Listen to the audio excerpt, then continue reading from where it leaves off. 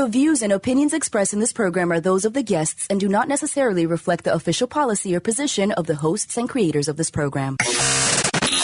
This is the Pet Buzz. This is the Pet Buzz. Freshly collected with news, celebrity pet gossip, and the latest pet trends. The Pet Buzz gives you the latest 411 on everything pet related. Everything pet related. Hosted by pet trendologist Charlotte Reed and Dr. Michael Fleck. And here's the Dynamic Pet Duo. Hello, I'm pet trendologist Charlotte Reed, and you are listening to the Pet Buzz, the ultimate in pet talk radio. You know, I just got back from the Westminster Kennel Club Dog Show. It was 144 years of celebration for this iconic show. So there's just a few things that I want to talk about and my impressions of the show and things that I really enjoyed. So this year, I really took advantage of the fact that the show is a bench show. And what I mean is that dogs stay out, the various exhibitors stay out pretty much all day. So the surrounding the viewing, the audience can come and, you know, stop by and see the dogs and learn more about them and maybe find a good breeder. So I really enjoyed, especially spending a lot of time in that benching area and learning about some of the new AKC breeds. And what I mean is some of these breeds have been around for a really long time around the world, but they've only been recently recognized by the American Kennel Club.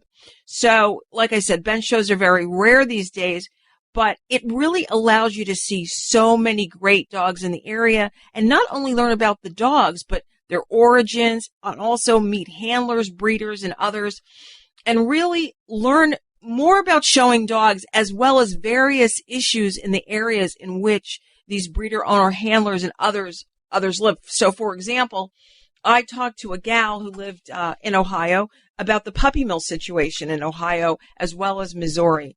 But I think the most fantastic thing about WKC 2020 or WKC 144 was the girl power. It was overwhelming. So 4 women with their dogs took home top prizes. So you guys probably know that Crystal Kloss, the handler, won the top prize with Best in Show with the Black Standard Poodle named Siba. And then Chelsea Pickett Smythe won Reserve Best with Bourbon, the Whippet. That's like kind of runner-up. And then last weekend, Jennifer Crank with Pink, the Border Collie, she won Agility. And then Linda Brennan with Heart, her Labrador Retriever, won Obedience. So you can see that the dog's world now is a woman's world. So that was kind of a unique thing. And a really fun thing. And I think a lot of the news media missed that. So for me, that was the big story. Okay, so now that you've heard my observations of the Westminster Kennel Club Dog Show, and if you want to check out any of the Westminster pictures or anything, go to our social media feeds. But let's kick off with the show countdown. So in segment 4, we're talking with author Wendy Mitchell about her new book, Citizen Canine Dogs in the Movies. You know, Asta was one of my favorite dogs in the Nick and Nora films, and he was so elegant, smart, and tough, very much like his breed, the Wire Fox. I'm just curious, who's your favorite dog in a movie? In Seg 3, we're talking with my fave veterinary dentist, Jan Bellows. That's Dr. Jan Bellows, about how to take better care of your pet's teeth. And just so you know, February is National Dental Health Month. And then 2, this is where we get to dish about celebrities and pets and talk about flex facts. So I'm going to give you a little hint. So we're going to find out in segment 2, in the celebrity scoop portion of the show, how Ellen DeGeneres is helping to help you find a dog to adopt. Just like she did with Meghan Markle. And of course, in Flex Facts, we're going to talk about being a responsible pet owner.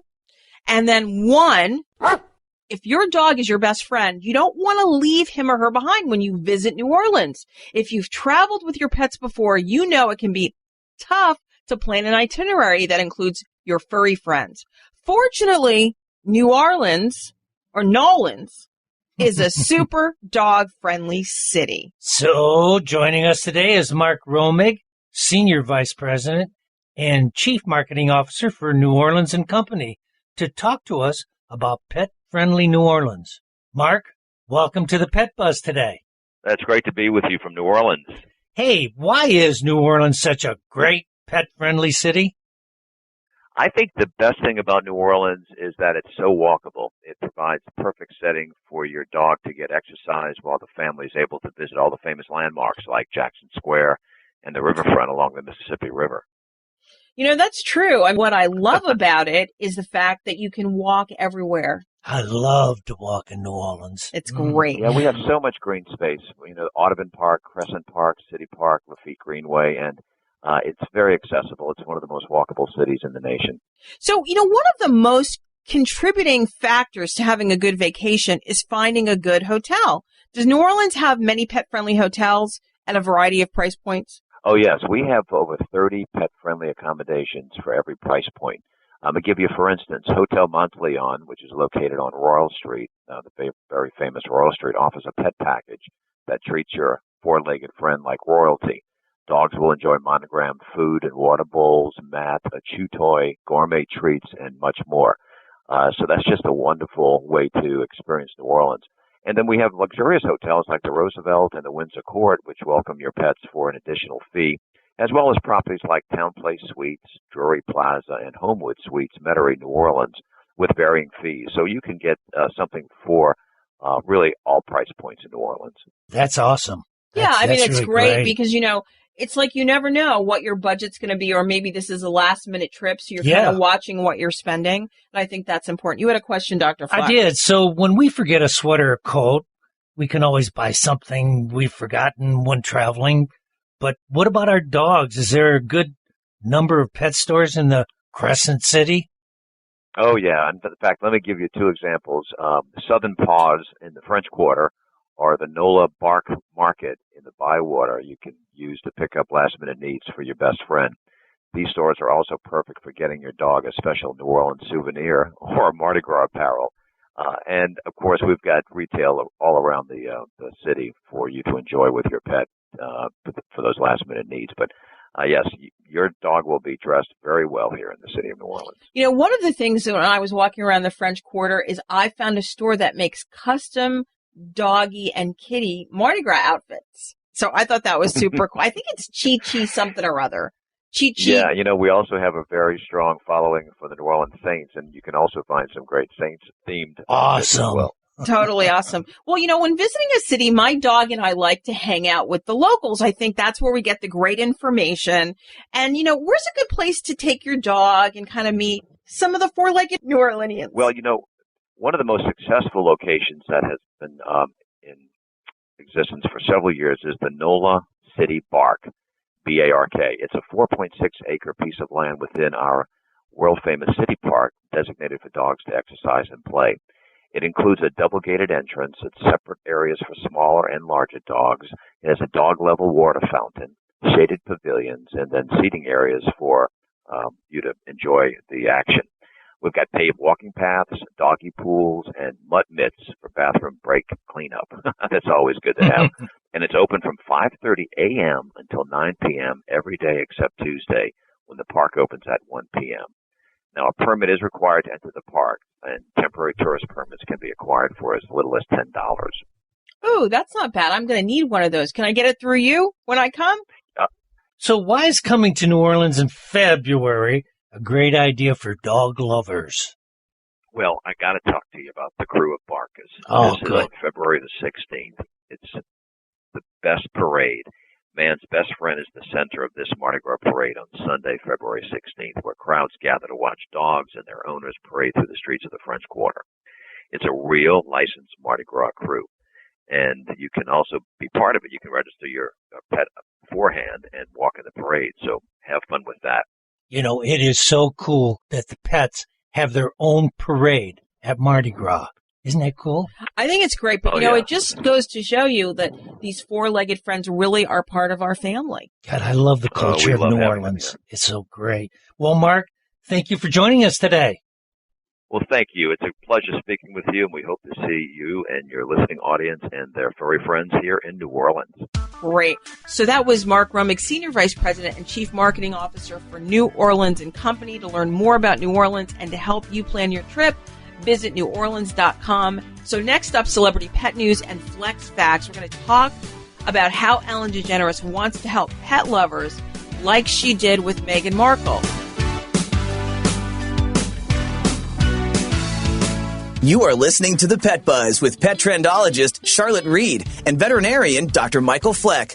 We would love to communicate with you via social media. Use the Pet Buzz social media channels on Twitter and Facebook to make a comment or ask a question. Post a picture of your pet on Instagram and tell us about his or her unique personality. You can also write to us at team@thepetbuzz.com. For more information about our show, our guests, and buzzworthy freebies, visit us at thepetbuzz.com. Hi, I'm Brad Garrett. The investigation of the Humane Society of the United States exposed the link between pet stores and puppy mills. Large puppy mill operations were busted in Maine, Oklahoma, Texas, and Virginia. Bottom line, puppy mills are cruel and their puppies are often sick. So do yourself a favor and go to your local shelter for your next dog. You'll get an inoculated, already fixed dog for almost nothing. So you'll not only save some money, but you'll also save a life. When your doctor recommended omega fatty acids as a daily supplement, he told you that they promoted better heart, brain, skin, joint, and immune system health. Well, doesn't it make sense for your pet to have the same health benefits? EpiPet Whole Fish Treat, an all-natural smoked fish supplement, is 100% bioavailable, bringing your pets the nutrients they need to keep them healthy and happy. We first heard about EpiPet at our local rescue shelter where our family adopted Lucy, a 10-year-old yellow lab. She was in tough shape, but we noticed within just a few days how soft and thick her coat was getting. She has more energy now, loves to chase her favorite tennis ball, and most importantly, how happy and healthy Lucy is now. We could not be happier. Thanks, EpiPet. To order better pet health for your dog or cat, just visit epi-pet.com. That's epi-pet.com.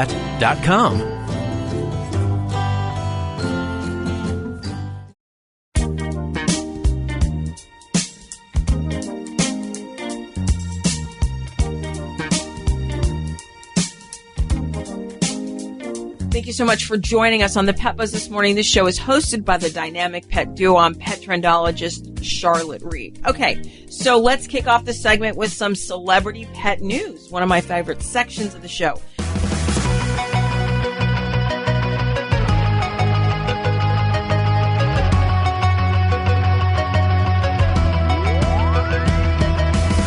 So here's how the story goes. It seems that Ellen DeGeneres was in the same shelter in LA when Meghan Markle was picking out a dog. So Ellen really encouraged Meghan to get the dog that she was viewing and playing with. Now Ellen wants to help other animal lovers. She just launched a new Instagram account exclusively dedicated to animals. The comedian and talk show host announced her latest initiative is Paws Up, a social media page where DeGeneres will share adorable animal photos, videos, and pets up for adoption. So God bless you, Ellen. Keep up the good work. We love people who help pets. Okay, so let's now talk about Flex Facts. That's always something you guys are waiting for.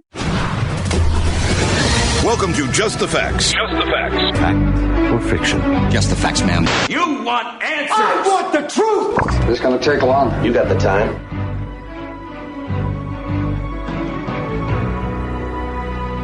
So today what I want to do is I want to review some guidelines for owning a pet. And these were kind of put out there by the American Veterinary Medical Association. So I kind of wanted to share them with you. There's a little bit more, but I'm going to go over a few that I think are super important. Because you all know that owning a pet is a privilege, and it really should be a mutual beneficial relationship. You know, the benefits of pet ownership come with a lot of responsibility, and these include the following. Lifelong care of the pet. This really means that you're committed to the relationship for your pet's entire life. So you folks out there with a Shih Tzu, because those dogs live like 20, 23, 24 years, you got a long relationship ahead of you. Okay, so let's talk about selecting a pet. You want to select a pet that's suited to your home and your lifestyle. And please do not buy a pet as an impulse purchase. It never really works. Okay, so here's number 3.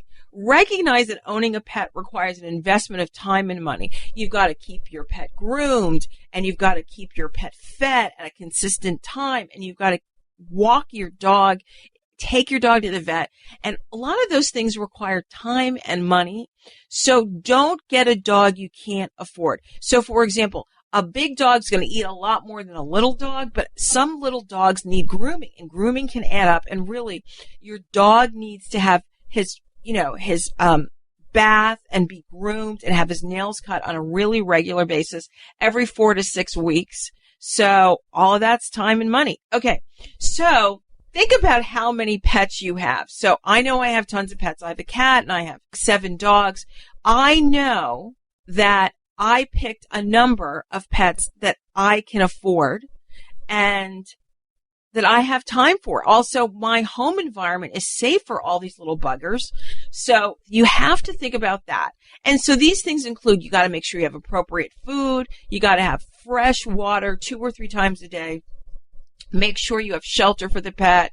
You want to make sure you can afford health care and really companionship. Who wants to have a pet that's like locked up, 20 hours a day, and then you come home and you go to sleep and you don't get to spend any time with it? And also, appropriate food. Are you buying a healthy, nutritious diet for your pet? Don't get a pet if you're going to keep it outside. Okay. So let's talk about preventative meds, because that's really, really important. Not only for your dog, but for everybody who lives in your home, including elderly and young people who really don't have a developed immune system.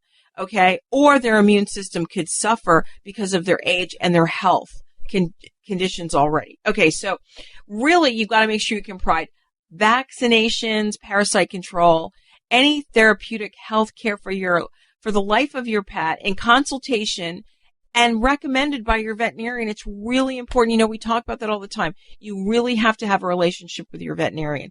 And also there's that socialization aspect and appropriate training. It's funny because at the dog show, people said, oh, look at these dogs are so well behaved. This happened, over the course of a few days. My pet would go crazy. My pet could never sit on a crate or be in a crate or, let a lot of people touch him. Make sure your pet is socialized really well with people of all ages. And also, the diversity of the world that we live in, and he has appropriate training. I mean, this really goes to the heart of being able to take your pet everywhere. Here's the other thing that a lot of people forget. I want to end on this note. So you really want to, and I see this, and it's really, people abuse this. Prevent your pets from negatively impacting other people, animals, and the environment. So what do I mean? Don't have your dog jumping up, on the postman when he comes to the door, because that affects someone else. Remember, you want to keep him from bothering your neighbors. You don't want him barking all night long. And the environment that you live in, make sure you clean up the poop in your neighborhood. So don't allow your pets to become stray or feral. A lot of people like to open the door and let their cats out, but those animals affect other people and your environment that you're surrounded by. So I'm going to ask you guys one thing. I really would love it if you can share these guidelines, and I'm going to make sure they're on our social media pages. I want you to share them with a potential pet owner prior to his getting a dog, so he knows and he can think about, does he really want a dog? Does that person really, really want a dog? And this is great if you share it with, young people. I was somewhere recently and I think I was at a show, some type of pet show. And I met a guy there, and he was saying his daughter really wants a Maltese. And he was thinking about it. They have another dog. And I said, well, who's going to take care of the dog? Is she going to take care of the dog? Is she going to get up in the morning, or is your wife going to feed the dog and walk the dog? So share these guidelines with someone who wants a potential pet so they can really think about if a pet is for them. So more of the Pet Buzz very soon. I'm going to take a commercial break.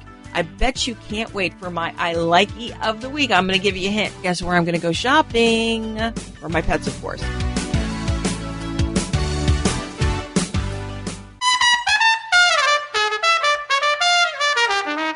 Hi, this is Gregory Curtis. I'm president of the Mystic Crew of Barcus, the only dog parade in New Orleans. The Crew of Barcus is like no other parade in New Orleans. We celebrate man's best friend, and they're the center of our parade through the streets of the French Quarter, with humans acting as if they're their escorts. And here in 2020, we're celebrating our 28th year, February the 16th. This year's theme is Bark to the Future. Come on down to the pet-friendly New Orleans and celebrate with us. Don't forget to bring your four-legged best friend. For more information, visit barcus.org. Laissez-les bon temps rouler. Y'all come down now.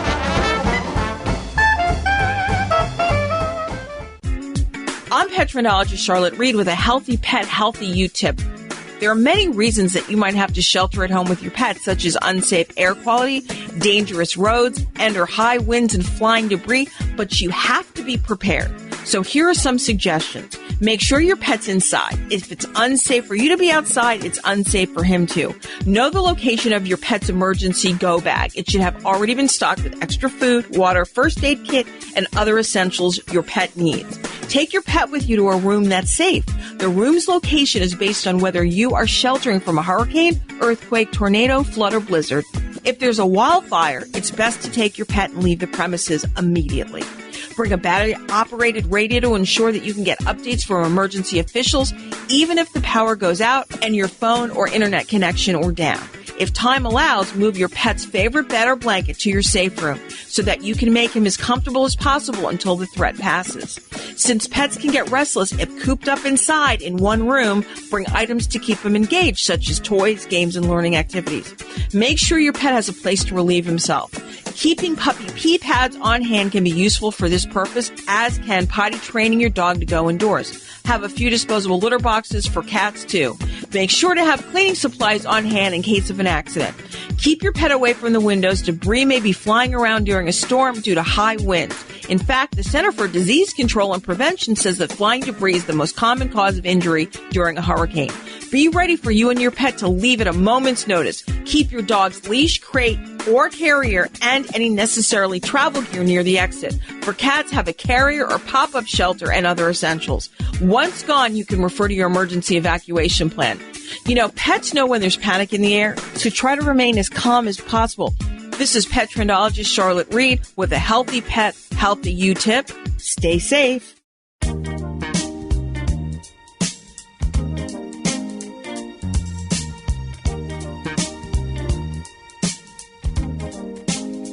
Welcome back. You're listening to The Pet Buzz, the best in pet talk radio. I'm pet trendologist Charlotte Reed. And I'm veterinarian Dr. Michael Fleck. So now for my I Likey of the week. That's the way it has to be, 'cause that's the way I like it. It's genius. I like it. I like it. It's to die for. I like it. Okay, so it seems that Nordstrom announced the launch of Pop In at Nordstrom's Pet Shop, opening on February 14th. That was Valentine's Day at select Nordstrom stores and online at Nordstrom.com/popup. It seems that furry friends deserve to be spoiled, and I'm sure you're going to agree.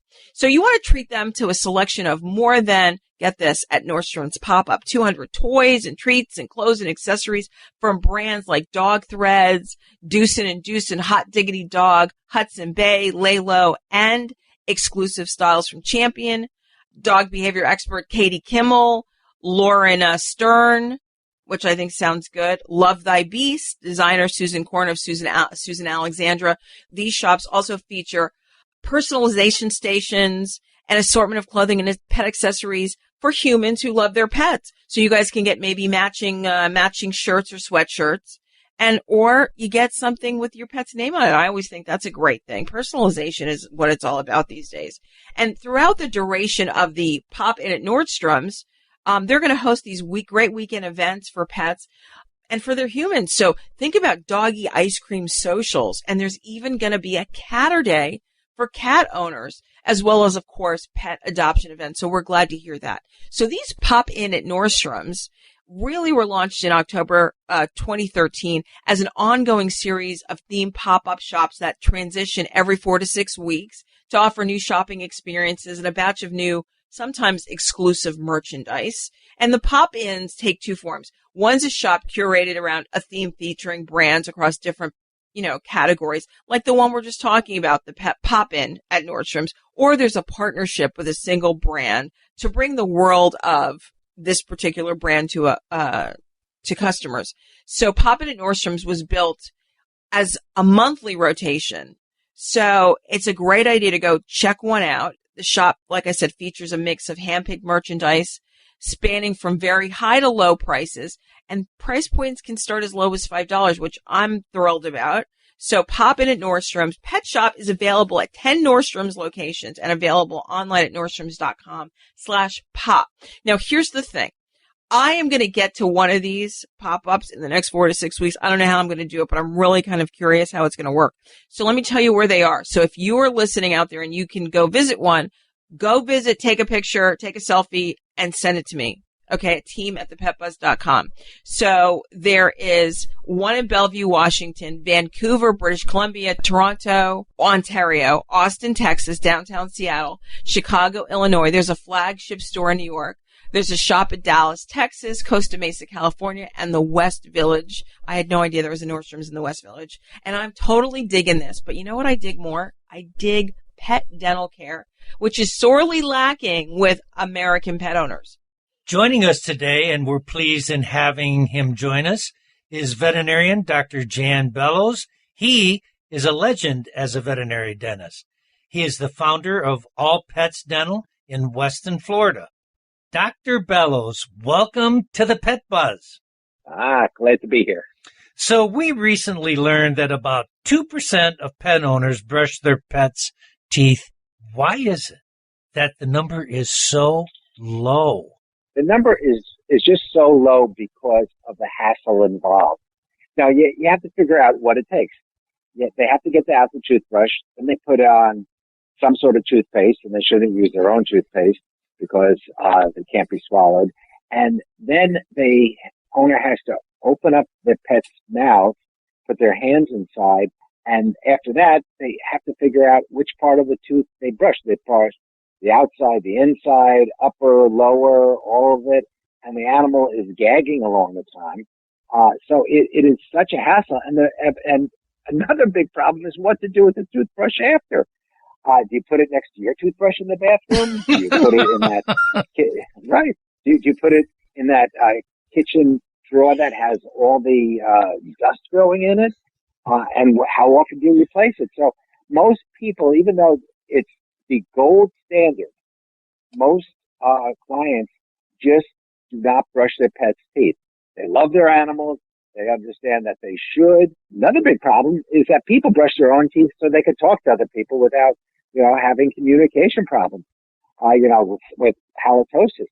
With animals, unfortunately, clients accept that the pet's going to have bad breath. They call it doggy breath, and it's a dog, so why not? But anytime that there's bad breath in the mouth, it's because there's periodontal disease. There's an actual disease going on in that mouth that is so easy to prevent. Well, I'm glad we're talking about this because having your pet's teeth cleaned once or twice a year is really expensive. So I guess I want you to kind of bring it home or drum it into them that they can save money by brushing, yes? Yes, they absolutely can save money by brushing. But if they can't figure out the process, then all the money, if they're not doing it, isn't going to be saved. So what's a lot easier is to use dental wipes. And dental wipes, they're produced by many companies. Some of them have medicines inside. Some of them have chemicals inside. Some of them have nothing. And basically the most important part of the dental wipes is the friction. Because after the teeth are professionally cleaned under anesthesia, just like your own teeth, they're nice and smooth and there's no plaque. But starting the next day, plaque comes and then it calcifies and it turns into tartar and more plaque. And so you want to prevent all that, and that can be done with twice daily wipes. You put the wipe around your finger, and the important part is the outside surface of the teeth, not the inside. The tongue usually takes care of that really well in animals. You do that twice a day, and you could go to your veterinarian twice a year. The veterinarian will tell you if it's actually time for dental cleaning. And if there's any bleeding of the gums, it's time for dental cleaning generally. But there shouldn't be any bleeding. Or there shouldn't be any smell. Well, I'm going to go home and get some wipes. Start wiping up those dog teeth because there's 7 dogs. That's a lot of teeth twice a day. That's a lot of wiping. A lot of wiping. Hey, if you've just joined us, we are talking with Dr. Jan Bellows. Okay, last question here. Any new developments in pet dental health that we can share with our pet owners? There's new treats that are coming out that are kind of cool. There's a new one, probably I'm not supposed to give a name on the air, but there's a new one that you actually put their toothpaste on the treat, and the dog eats the treat, which is really cool. But you can go ahead and name it. What is that treat? Okay, it's called Bark, B-A-R-K. It comes out, there's something called Bark Box, and it's, you can look it up on the internet. It's really a company that cares so deeply about animal welfare. And they came out with this, and when they sent me some samples and I used it on my own dog, I said, what a cool idea. I called them back. I said, you should patent this because it's a great way of delivering the product that it goes over all teeth, because as they're munching down on it, it just kind of goes everywhere, and it decreases the amount of plaque that's attached. That's great. BarkBox is pretty good. They send out some very innovative stuff, and it's glad to know that you're just like everybody else. You get a BarkBox subscription. Yeah. Us veterinarians are real people, aren't we? Oh, boy, and then some. I mean, it's bottom line, it is one of the great, other than being in radio like you two are, it is just about the best job ever. I've been doing it for 45 years now. I totally agree. Every day is different, and the people that we get to deal with, are just incredibly wonderful folks that just love animals and love other people, and they want to be treated the right way. You're absolutely right. Sure. I'm always amazed after 40 plus years of practice. Every day somebody comes in with a question I haven't heard of before. It's amazing. It's amazing. Well, Dr. Bellows, thank you so much for being with us today on the Pet Buzz. Anytime, always happy to spread the word. That was Dr. Jan Bellows, veterinary dentist, veterinarian extraordinaire, joining us to talk about new developments in veterinary dentistry. So to learn more about Dr. Bellows and his practice, visit allpetsdental.com. Up next, find out how the Chinese are protecting their pets from the coronavirus. You're going to think this is absolutely crazy.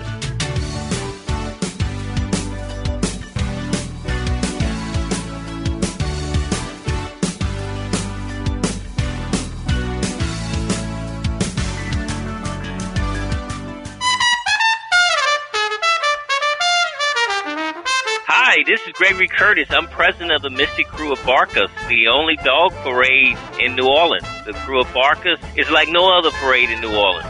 We celebrate man's best friend, and they're the center of our parade through the streets of the French Quarter with humans acting as if they're their escorts. And here in 2020, we're celebrating our 28th year, February the 16th. This year's theme is Bark to the Future. Come on down to the pet-friendly New Orleans and celebrate with us. Don't forget to bring your four-legged best friend. For more information, visit barkus.org. Laissez-les bon temps rouler. Y'all come down now.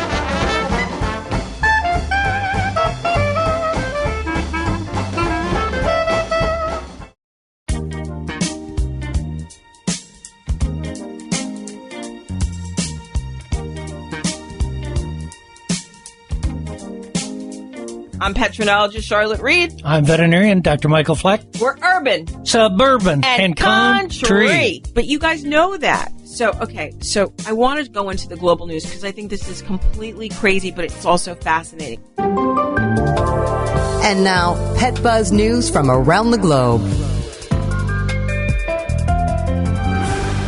So it seems that Chinese dog owners are scrambling to buy face masks for their pooches to protect them from the coronavirus, even though health experts are not convinced other species can catch this strain of the disease. So one Beijing-based retailer said sales have skyrocketed for canine face masks, within 10 times as many flying off the shelves since the virus was detected about a month or so ago in Wuhan.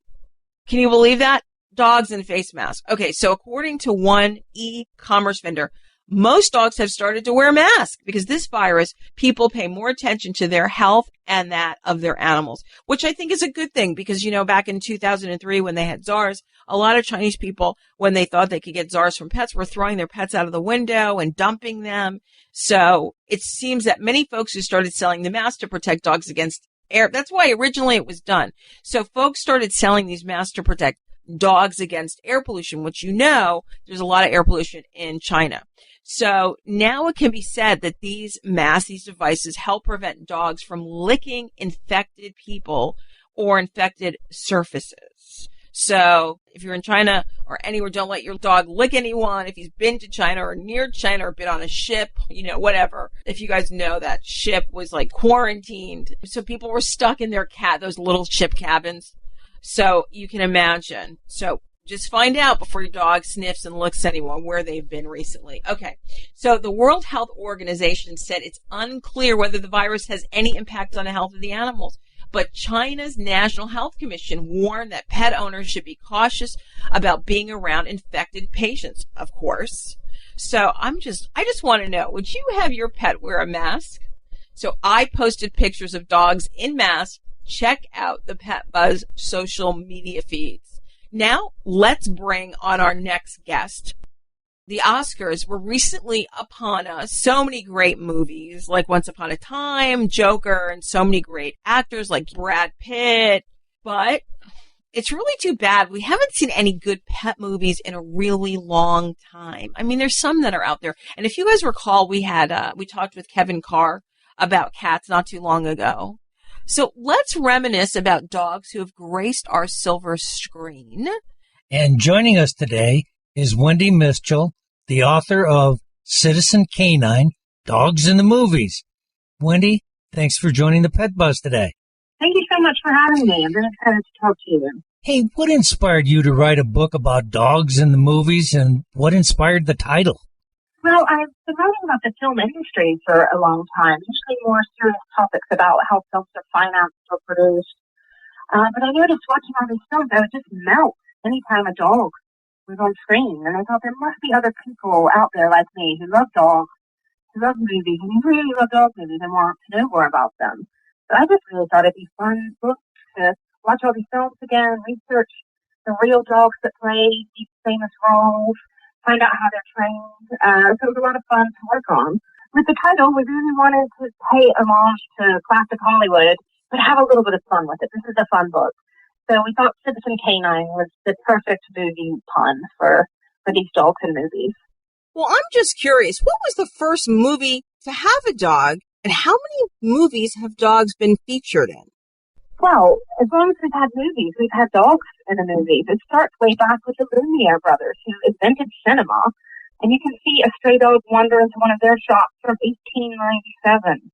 But one of the most famous early dogs, more of a featured role, was in a 1905 British short film called Rescued by Rover.